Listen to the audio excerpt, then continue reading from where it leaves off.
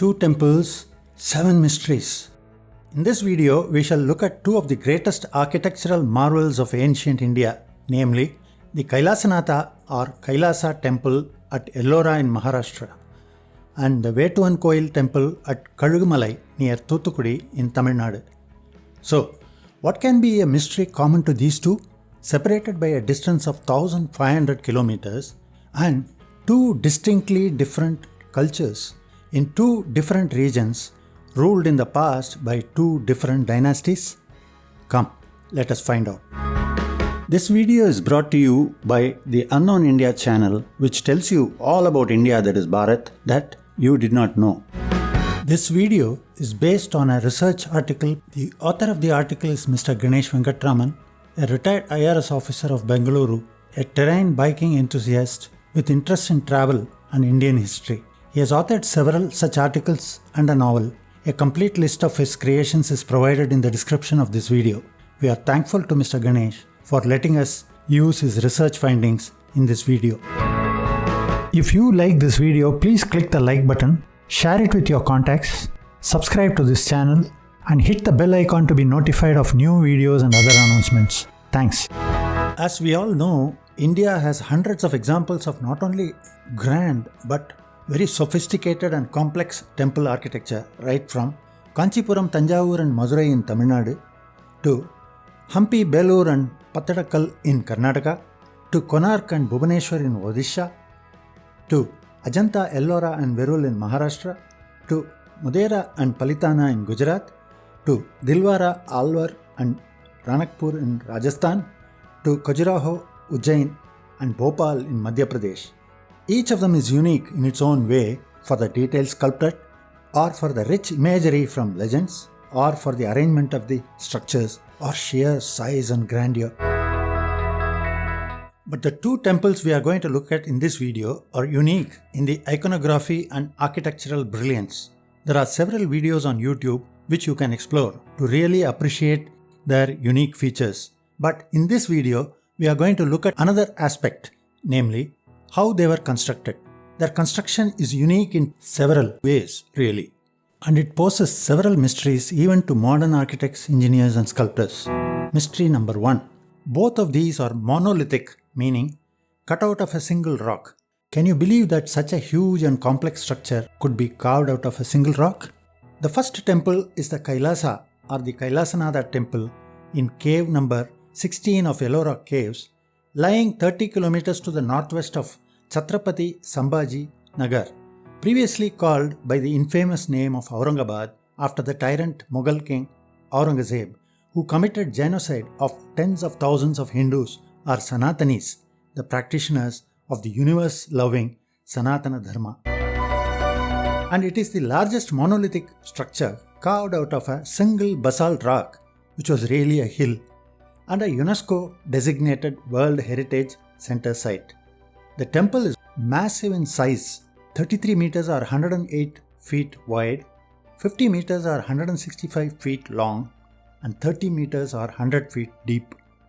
And along with its precincts or prakaras, it measures 300 feet by 175 feet. Can you really appreciate the colossal nature of its size? If I only told you that it is 5 times the size of the Egyptian pyramid. Scholars have described the construction process involving excavating 3 large trenches at right angles into the hillside. These trenches outlined the courtyard and left behind a sizable isolated rock mass around 200 feet long, 100 feet wide and 100 feet high at its highest point. The second temple is the Vettuvan Koil in Kazhugumalai, which is at 87 kilometers northwest of Thoothukkudi via Koilpatti, which is the nearest town at 26.5 kilometers. Dedicated to Lord Shiva, the temple is carved out from a single rock in a rectangular portion measuring 7.5 meters or 25 feet in depth. The carving of the top portion of the temple seems to have been completed with an unfinished bottom portion. Mystery number 2. The unconventional approach to the construction of these 2 temples is what sets them apart from other ancient rock structures. instead of following the traditional bottom to top method of sculpting and carving, the artisans crafted these two masterpieces from top to bottom. This concept requires intense imagination and drawing skills to conceive such a mammoth geometric structure. It's a mystery as to what geometric instruments they would have used to prepare a 3D blueprint of such symmetrical top dome shaped like a lotus and the rest of the structure too. Mystery number 3. After the drawing and planning task, the construction process would have involved highly skilled engineers and architects to carry out the excavation work for the 3 trenches. Again, it's a mystery as to what implements and machinery would have been used to excavate from very hard and dense rock material like basalt. Mystery number 4. It is estimated that close to 200,000 or 2 lakh tons of debris would have been generated in the process of excavation. Since there is no trace of such a huge quantity of debris anywhere near the structure, is it possible that the debris was shifted elsewhere, or was the debris reused for some other purpose? Simultaneous precision drilling and digging and parallel shifting and disposal of debris would have been required. One wonders what kind of material handling equipment would have been used at that time for that purpose of removing the debris. Mystery number 5. Following the excavation and digging process would have been the actual construction through the process of mapping and etching the structures. First, the superstructure mound, and then the interior parts of the inner temple structure. This would have involved high precision engineering skills and designing techniques. It would also have required sharp craftsmen and sthapatis or sculptors possessing intense sculpting skills. The amazing sculpting of the 4 lines on the roof of the Kailasa temple with geometric precision would have involved high-tech and high-precision instruments on the minute scale, capturing motion of the real life like animal sculptures, bears testimony to the genuine skill level of the sculptors. Even in Vettuvan Koil temple, the sculptures of deities, their consorts and servants, animals, etc. are so real, lifelike, with sharp and proportional features, emotive expressions, and geometrically symmetrical positioning that one wonders at the excellent level of sculpting skills of ancient times. The execution of the mighty and unique Kailasanatha temple and the smaller Vettuvan Koil temple depict also a zero-error concept. How did they achieve all this? It's a mystery. Mystery number 6. Let us now look at the similarities between the 2 temple structures. Number 1. Both are cut out of a single rock hill, though Kailasa temple is of basalt whereas Vettuvan Koil is from harder granite stone. 2. Both were excavated and sculpted from top of the rock to its bottom rather than from the conventional bottom to top style of sculpting. Number 3. Stunningly, the Vettuvan Koil structure looks almost like a mini model or prototype of the Kailasanatha structure. Especially the top domes or vimanas with the 4 rishabhas or oxen at the 4 corners of the first layer of sculptures are identical, though the sculptures in lower layers may be of different themes. How do we explain these similarities when the 2 places were culturally different and quite a distance apart? Was there a cultural exchange between the 2 places, or did sculptors travel from one place to another? It's a mystery. Mystery number 7.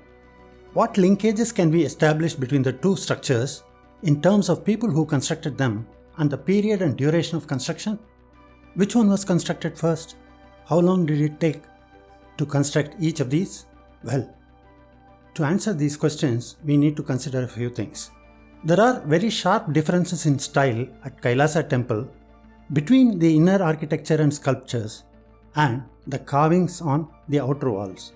Obviously, these were done at different points of time in the past, certainly separated by a huge time gap. Such a mammoth and complex structure must have taken years or even decades to complete. The original structure only consisted of massive idols such as the 4 lions, Gajalakshmi and the other idols inside, with rough details only, but lack of sharp carvings is very obvious. But in contrast, outer walls depict intrinsic and sharp carvings and look fresh in comparison with the pale idols inside. The sharp carvings on the outer walls purportedly depict Ramayana and Mahabharata scenes, whereas there is no similar depiction of epic scenes inside. So what conclusions can we reach about the 7 mysteries we have just discussed? Well, historians broadly attribute creations of both the structures to the 8th century CE, but are not specific on the narrower dating of periods in which these happened. Kailasa temple is attributed to the Rashtrakuta dynasty, though there is no clear epigraphic evidence in terms of in situ stone carvings on the period of construction or the king who created this.